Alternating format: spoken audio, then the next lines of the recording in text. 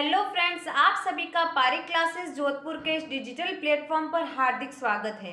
आप सभी को पारिक क्लासेस जोधपुर की पूरी टीम की तरफ से दिवाली की ढेर सारी शुभकामनाएं।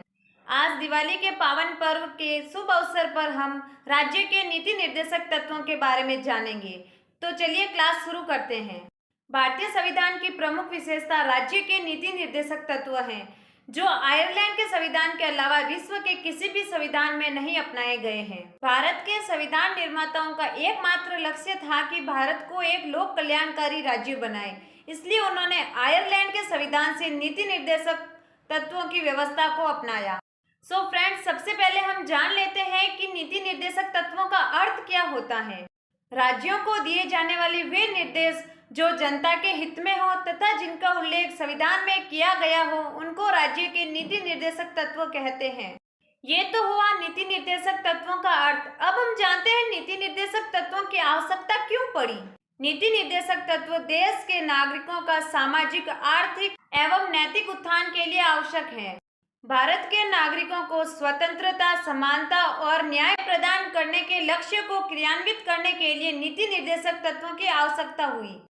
संविधान की 37वीं धारा में कहा गया कि नीति निर्देशक तत्वों को मानने के लिए न्यायालय राज्य को बाधित नहीं कर सकता, लेकिन नीति निर्देशक तत्व भारत के शासन में मूलभूत हैं और विधि निर्माण के लिए ये तत्व आवश्यक है। इसलिए राज्यों का ये कर्तव्य होगा कि वह नीति निर्देशक तत्वों को अपनाएं। Mister GN. जोशी के अनुसार इन निर्देशक तत्वों का उपयोग विधान मंडलों में कानून बनाते समय और कार्यपालिका को कानून लागू करते समय उपयोग करना होगा। संविधान की धारा 36 से 51 तक में राज्यों के नीति निर्देशक तत्वों के बारे में वर्णन किया गया है। अब हम जानेंगे नीति निर्देशक तत्वों को कितने वर्गों में विभाजित किया गया है। आर्थिक सुरक्षा संबंधी नीति निर्देशक तत्व। संविधान निर्माताओं का लक्ष्य भारत में एक लोक कल्याणकारी राज्य स्थापित करना था। नीति निर्देशक तत्वों के अनुसार राज्य प्रत्येक स्त्री और पुरुष को समान रूप से आजीविका के साधन प्रदान करेगा। राज्य देश के भौतिक साधनों के स्वामित्व और नियंत्रण की व्यवस्था करेगा, जिससे सार्वजनिक हित हो सके। संपत्ति और उत्पादन के साधनों का केंद्रीकरण न हो, जिससे सार्वजनिक हित को किसी भी प्रकार की हानि न पहुंचे। राज्य प्रत्येक नागरिक, चाहे वह पुरुष हो या स्त्री, समान कार्य के लिए समान वेतन प्रदान करेगा।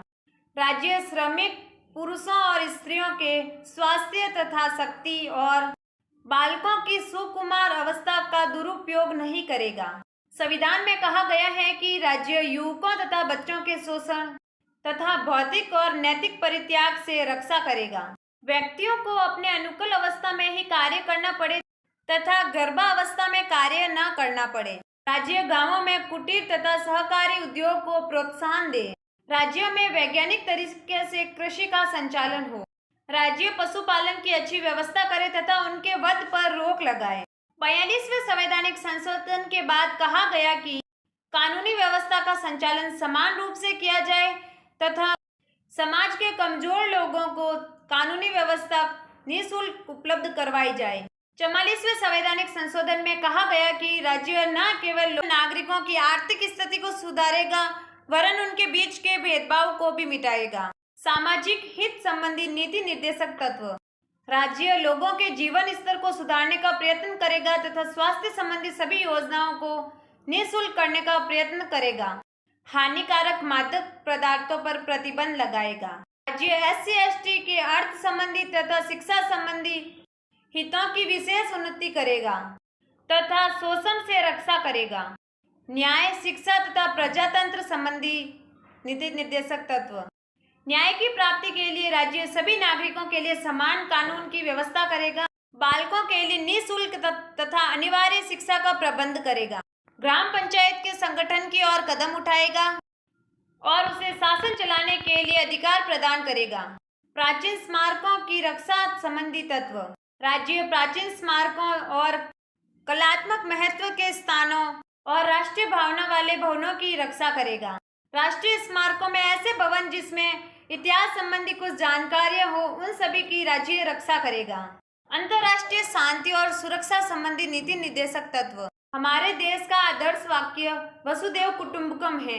जिसका अर्थ है कि पूरा विश्व एक परिवार है तथा इसमें हम शांति बनाए रखें। राज्य का ये कर्तव्य होगा कि जनता में शांति स्थापित हो। नीति निर्देशक तत्वों के अनुसार भारत की पूरी जनता ने हमेशा शांति तथा जियो और जीने दो के सिद्धांत को अपनाया है। तो फ्रेंड्स, ये थे राज्य के महत्वपूर्ण तत्व या नीति निर्देशक तत्व। हमने आज की क्लास में इम्पोर्टेंट पॉइंट को ही नोट किया है।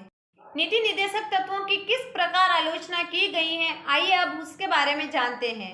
नीति निर्देशक तत्वों में वैधानिक शक्ति का अभाव है। इसका अर्थ यह है कि वैधानिक शक्ति नहीं है कि राज्य नीति निर्देशक तत्व को अपनाए। राज्य और जनता के हित के लिए नीति निर्देशक तत्व अपना सकती है, लेकिन इसमें कानूनी शक्ति का अभाव है। नीति निर्देशक तत्व काल्पनिक आदर्श मात्र है, क्योंकि इसमें कुछ ऐसे तत्व हैं जो कल्पना में ही किए जा सकते हैं, वास्तविक नहीं होते हैं, और राज्य और जनता इन तत्वों को बहुत कम ही अपनाती है। नीति निर्देशक तत्व संवैधानिक गतिरोध उत्पन्न करने की भी शंका को स्थापित करता है। इसका अर्थ ये हुआ कि एक राज्य अगर लोक कल्याणकारी राज्य स्थापित करेगा और दूसरा राज्य अगर नहीं करेगा तो इसमें संवैधानिक गतिरोध उत्पन्न हो जाएगा। जैसा कि आप सभी को पता है कि एक सिक्के के दो पहलू होते हैं। अगर नीति निर्देशक तत्वों की आलोचना होती है तो उनका महत्व भी होता है। तो चलिए अब हम नीति निर्देशक तत्वों के महत्व को जानते हैं। नीति निर्देशक तत्वों के पीछे जनता की शक्ति है, क्योंकि ये तत्व जनता की हित में है। नैतिक आदर्शों के रूप में इन तत्वों का महत्व अधिक है। शासन के मूल्यांकन का आधार है, मतलब इन तत्वों के अनुसार ही हम पता लगा सकते हैं कि शासन कितना कल्याणकारी है तथा ये जनता के हित के लिए सरकार बनी है या नहीं बनी है। नीति निर्देशक तत्व संविधान की व्याख्या में सहायक है। सो फ्रेंड्स, आज की क्लास में हमने नीति निर्देशक तत्वों के इम्पोर्टेंट पॉइंट्स को पढ़ा है। आप सभी की दिवाली मंगलमय हो और माँ लक्ष्मी की कृपा आपके और आपके पूरी परिवार पर हमेशा बनी रहे। पारिक क्लासेस जोधपुर की पूरी टीम की तरफ से आप सभी को एक बार फिर दीपावली की ढेर सारी शुभकामनाएं। इसी के साथ आज की क्लास हम खत्म करते हैं। आज की क्लास कैसी लगी कमेंट बॉक्स में बताना ना भूलें और क्लास को लाइक कर दें। पारिक क्लासेस जोधपुर के इस चैनल को सब्सक्राइब जरूर कर दें, जिससे आपको शिक्षा संबंधी सारी जानकारियाँ प्राप्त होती रहेगी। इसी के साथ धन्यवाद। हैप्पी दिवाली।